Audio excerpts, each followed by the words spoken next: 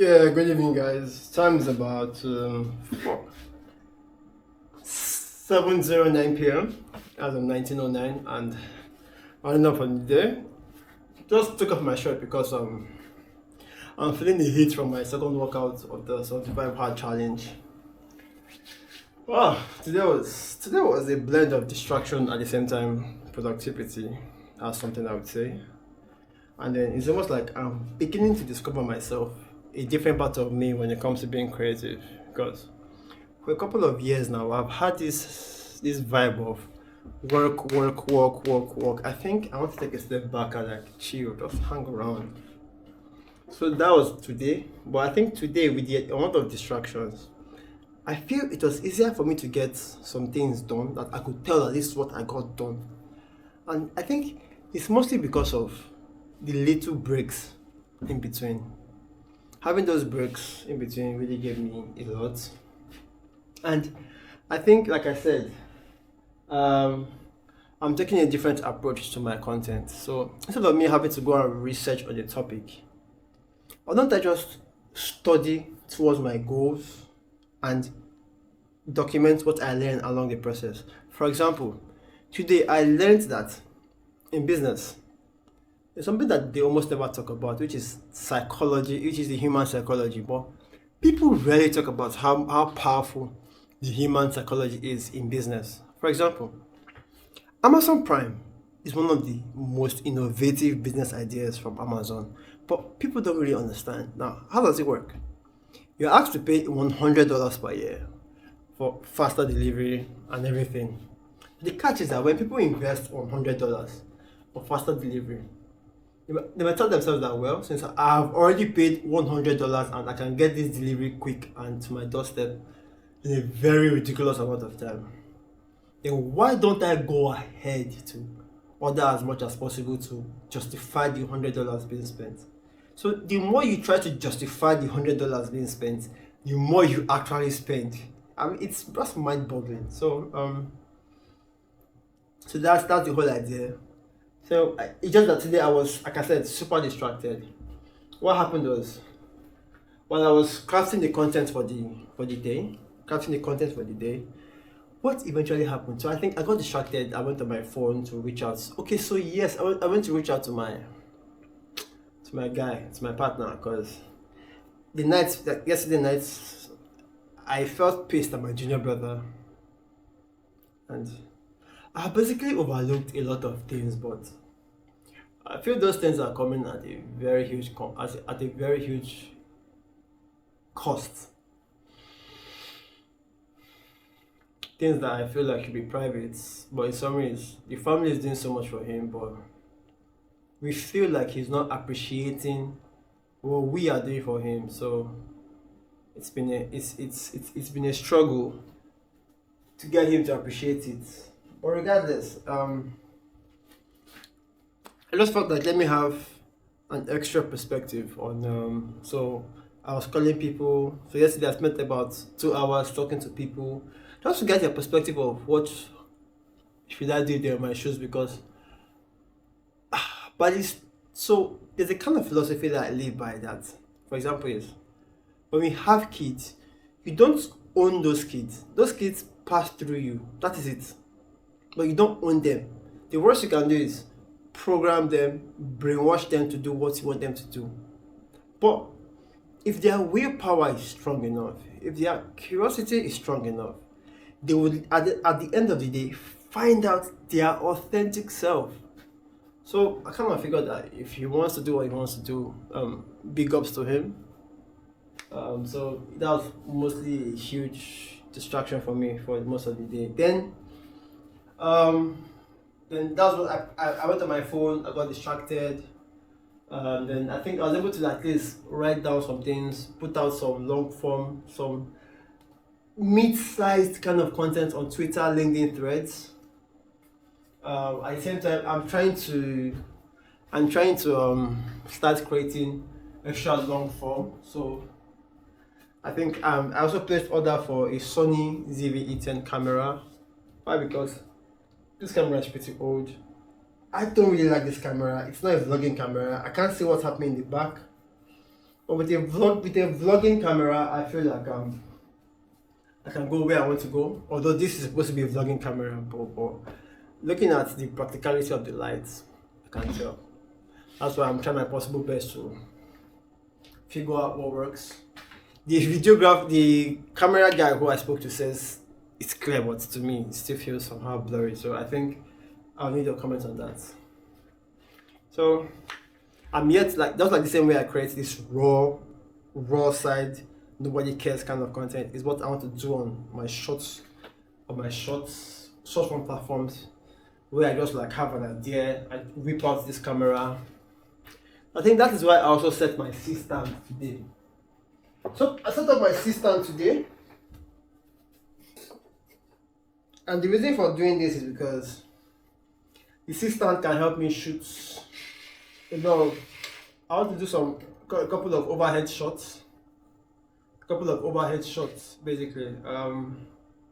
So I put my camera here, and I sit down. So just also to help me shoot some time lapse on this too. So I want to set that across, set up some time lapse, and basically capture as much as possible that I can. So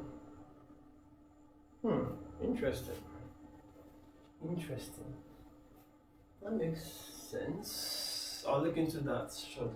Looking at some cable. So I kind of feel like my body is adjusting to the fact that I am going to do this thing regardless. That is the raw content. I'm going to take this look at Spartan style. I like it because I've noticed that during the day I have a lot of ideas that flood my head that I want to talk about, and instead my brain tells me, write it down, don't worry. If you write it down, later you can develop it. But no, instead, if I look at Rick Rubin, who is the godfather of creativity, what he tells you is that you should create because you are creative on the point of spirit, on the point of essence. And it's becoming clearer by the day because I think there's a subconscious fear of criticism from people. And I think today, I would say validated a point I held, because I'm from Nigeria, and Nigeria we tell ourselves that we are Christians, although we do a lot of shady stuff to claim to be Christian enough. So speaking of so this lady who went on a dating show and tried to explain to them what consciousness, what the universe, what God is about. I think I would like to track her profile. I don't really track her profile because I really don't want to. She's actually attractive though, but that's not the case. But she basically kind of tried to tell them about consciousness, and what my comment in that video was, whatever they are laughing at, it took me 5 to 6 years for me to understand this concept, and I really don't expect these guys to get it in 20 minutes based of content. And I made that statement thinking that okay, let me just say it, for the sake of saying it, and to my surprise, a couple of Nigerians said, oh, guy, you're right. That makes sense. That's basically, when it comes to that's one authentic content for me, talking about spirituality and the fact that a lady brought it up, and I was like, guy, she had the balls to bring it up.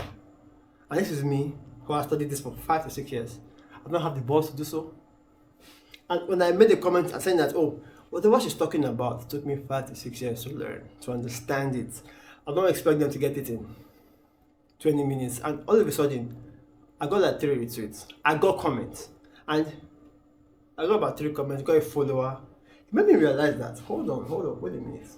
Nobody in Nigeria is practically speaking about this. And it's a massive opportunity for that. So, and it's also an extra way of saying, fuck you, because most of my social media audience are not even Nigerians, to be very, very honest. And at the same time, I'm also trying to leave the Nigerian market, because it seems like I may have to monetize, and if I'm monetizing, it's easier for me. It'll be my best benefit to export my ideas to the global market and charge the global market. So I guess I've done this for over 60 days. Man, I'm pretty sure the day I will have a content team to repurpose all of my content, I'm pretty sure all of the algorithms are going to be fired up. Well, focus on the process, That is all that matters. So I can't tell which day I'm going to start creating the raw based content, the raw low, I'll call them the low effort content, because low effort content is something that I think is how I'm going to go about it. Then today on LinkedIn, today was the first day that our social media person, that is Chioma, was able to upload some content, and I'll say, well, we got engagements. That's what I would say, on Twitter and LinkedIn, which is a plus. We got a comment, got thanks, and that worked to our advantage. That worked in our favor. So hopefully tomorrow we go again.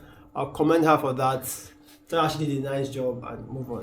Then yesterday I spoke about a friend. I think that cut me off. She cut me off because of I said that men need as much emotional support as women need enough support against physical abuse. Sorry, men need support against emotional abuse as much as women need support against physical abuse. And that was our back and forth. And she says, oh, she's going to unfollow me on social media. I said, no problems. So I hopped on X and I said, oh, a friend of mine is unfollowing me and this is the reason. I thought we were all going for equality. Then she messages me in the morning saying that, oh, she was about to unfollow me. Mind you, this was like 5, 6 a.m. And she's about to unfollow me, and she saw this, well, thank God she's going to unfollow me and she's never going to see such post again. I'm like, no problems. After all, I don't necessarily think that we insulted each other. We just feel like we have different opinions, and for the sake of maybe your mental health, you don't want to hear whatever I have to say. And I completely understand. And I feel this is a wake-up call to realize that when I talk, I shouldn't aim to talk to everybody. I should aim to talk from my point of reference. Some part of it will be ignorant, some part of it will be wrong, but regardless, it's better to be wrong.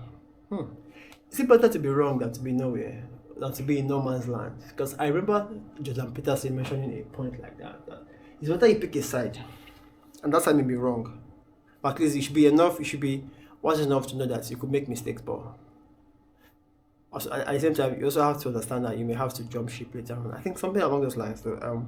I really can't tell. So, one thing I can say for sure is there's really not much I can say for sure. But I'll say thank you very much for tuning in, because I think I've got into the idea of flow state, and I explain this when I'm already in the mode. And if I keep going at this, I have to eat this night. I have 2 meetings. Regardless. So quick one last one. There's this girl in my area that I think she's observed already. She has given the signs for me to approach. She's very attractive.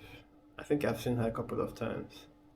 But I ask myself, will I really follow up? And mind you, she stays close to my house. So it's okay to do that to girls that stay a distance. But it's questioning to do it when she stays literally behind your street in the same community. So I really don't know what to do, but like I always say, I cannot know that I am a gentleman, and let's really see where it goes off from, because if she goes to work every day, she may just be looking for somebody who she can be friends with. So there's really not so much to say. That's all for today. Thank you very much. Talk to you soon, and bye for now.